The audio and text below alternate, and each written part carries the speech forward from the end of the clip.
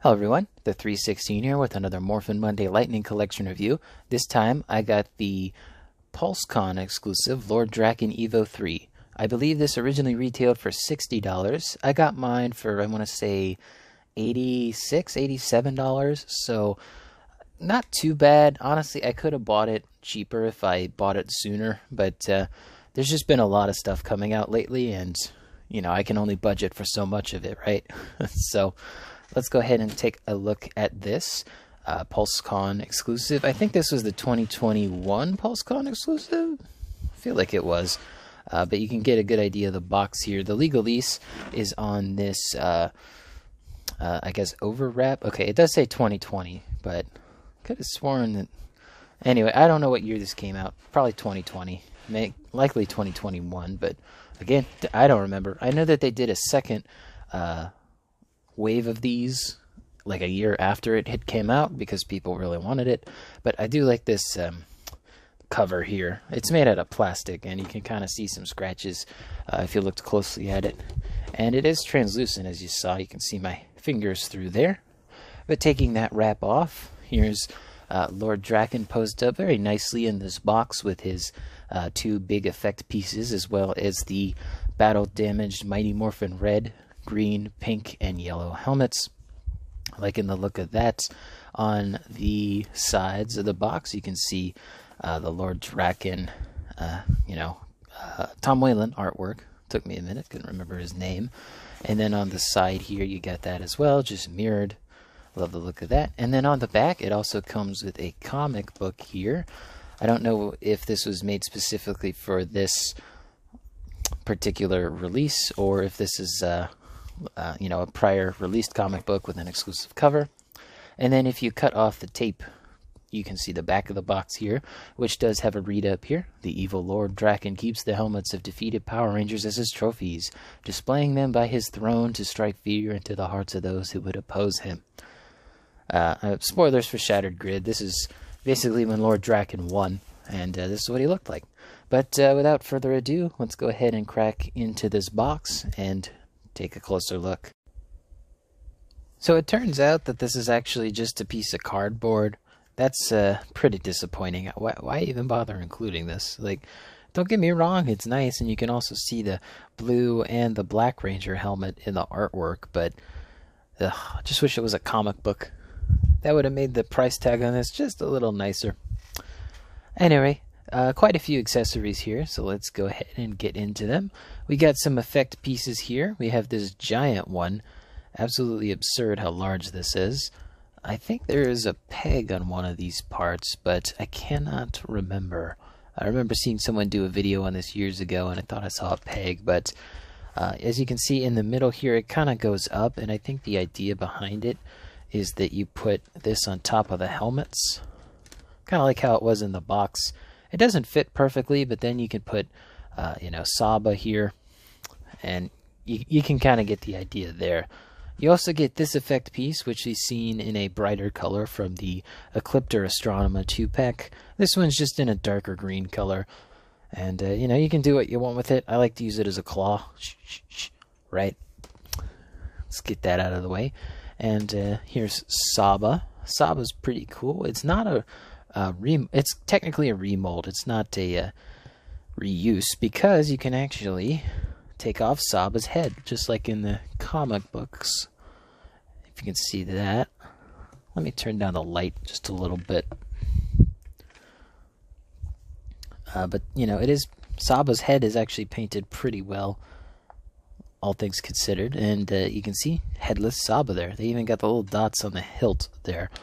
Really nice. My sword was bent out of the packaging. This is more straight than it used to be, but it's not as straight as I'd like it to be. Shove that back in there.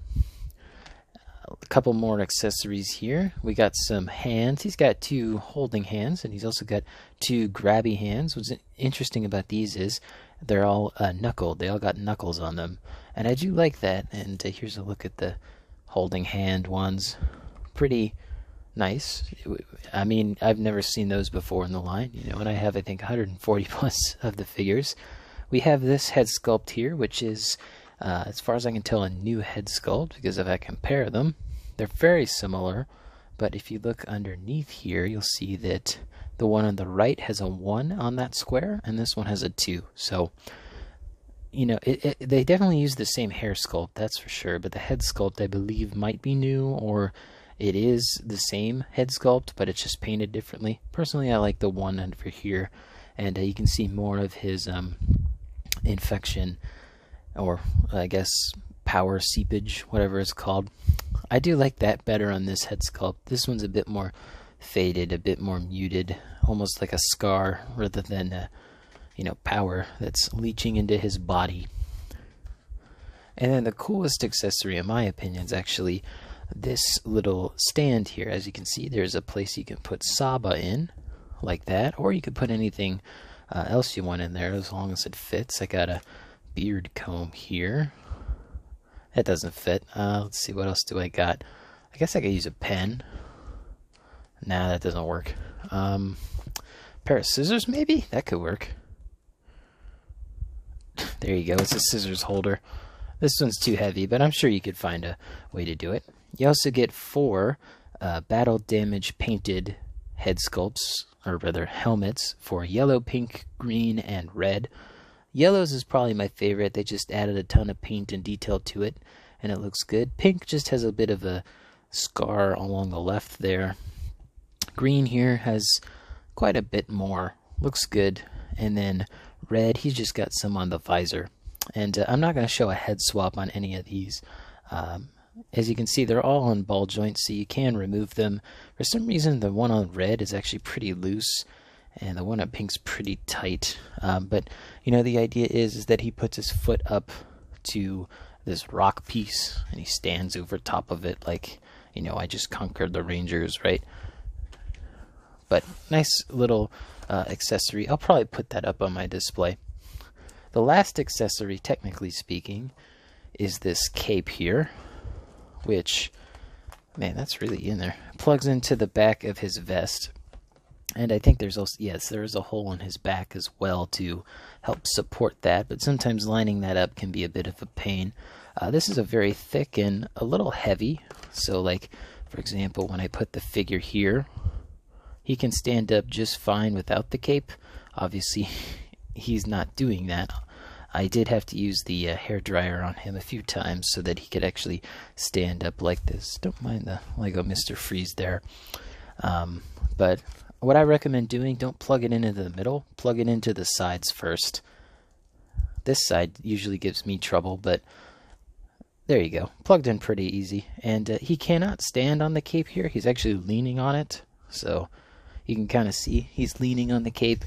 I'm probably going to be buying a custom cloth good cape or a throne for this version of Lord Drakkon. Just the fact that he can't stand up with this cape on, I don't want to use it. Otherwise, detail. Love the look on that helmet. Looks great. Camera cut out there. Anyway, as I was saying, the detail here. Love the red, how it accents on the gold. Helmet looks great. It's hard to make out on camera, but you can kind of see a red line going down on all of these parts here. That's really nice and well detailed. You even got it on the midsection here. I don't think it's underneath the chest piece. I haven't been able to... Oh, it is under the chest piece. That is a nice amount of detail that they didn't have to add, but that's cool.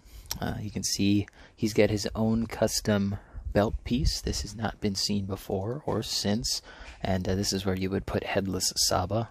Obviously I kept the head on just because I don't want to lose it, but if you want to keep Saba at his side, which is what I'll probably do, I don't need another Saba on hand display.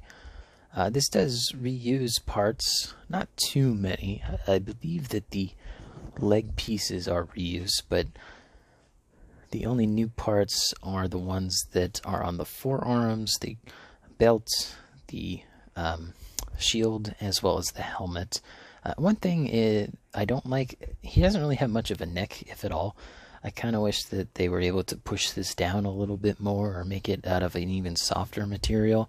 And yeah, it would warp in the package, but I think that it just would have made it a little bit better, or even give him a longer neck. But, you know, a lot of this figure is reuse, which again, not a problem as long as it's smart. But anyway, let's go ahead and get into size comparisons. If I can get him to stand up. He's going to behave. Okay. So at the top of his little spiky bit here, he stands at about 6¼ inches tall, maybe a little bit more, just depending on how good his legs are on your particular figure. Not too many Lightning Collection figures I want to take a look at next to him, but of course I got to get the Tyrannosaurus Sentry in here, the Evo 1 Lord Drakkon, or just basic Lord Drakkon. Love how these two look together. Oh, excuse me. I love how these two look together, but somehow Evo 3 is shorter than Evo 1. I think it's just because of how bowed his legs are compared to Lord Drakkon. His legs are more straight, his are more bowed. So yeah, just kind of weird looking there. And then we have another comic figure, the Omega Red Ranger. I honestly forget the name of that one for a second. Pretty sure it's Omega. And of course, we do also have the Legend of the White Dragon from Valaverse. And I did try to put this head on there, but his armor gets in the way. And yeah, you can take the armor off, but at that point, right? And I would do a head swap on here, but I don't like putting this helmet back on because of this spike here. I'm worried that it's going to warp a little too much and I won't be able to fix it. But there's all the figures I wanted to show him off next to, and of course we'll go ahead and do our usual figures here. And our other Lightning Collection figure, the Dino Thunder Black. These two look really good next to each other. I like how the colors pop. The Star Wars Black Series Retro Card Boba Fett. The Marvel Legends Scarlet Spidey. The G.I. Joe Classified Tiger Force Outback. Get him all situated. Moving on to our 7-inch stuff, we got our wrestlers, the AEW Unrivaled Samoa Joe and the Mattel WWE Elite 100 John Cena. The Halo Spartan Collection Spartan Yoroi. The McFarlane DC Multiverse Gold Label Arkham City Batman. And of course we got the Atrocitus Build-A-Figure. Let me recenter this. I do like this formerly Pulsecon exclusive. On eBay he goes for about $100. I don't think that's bad. I paid like under 90, so I don't think that that's too bad. It's like what, $620 over retail. They did do a second wave of these. Kind of wish I got in back then. I don't love this figure too much. I like the design of it. I like the attention to detail, especially on that torso piece. They didn't have to paint the red lines underneath the the gold shield, but they did, and again, I appreciate that. I love the extra accessories, like these helmets here, and even these really big effect pieces, which I don't have room for. My only big complaints is this cape piece, and that upper torso piece being just a little too big, and he has like no neck. Maybe they could have put the hole in the helmet a little bit lower so that it sat higher. I'm not entirely sure. Do I think you should get this pack, though? That's really up to you. I think that this one is easily skippable for someone who hasn't read the comics or is that deep of a Power Rangers fan. It's a cool design nonetheless, but I think this one's an easy one to pass up. But, if you want to get it, I'd get it sooner rather than later. He's going for about $100 now. Imagine in 2 years' time what he's going to be going for. Anyway, hope you guys enjoyed this video. Let me know in the comments down below what your favorite version of Tommy is. Don't forget to leave a like on the video, subscribe, and hit the bell. It all helps out the channel. And as always, peace.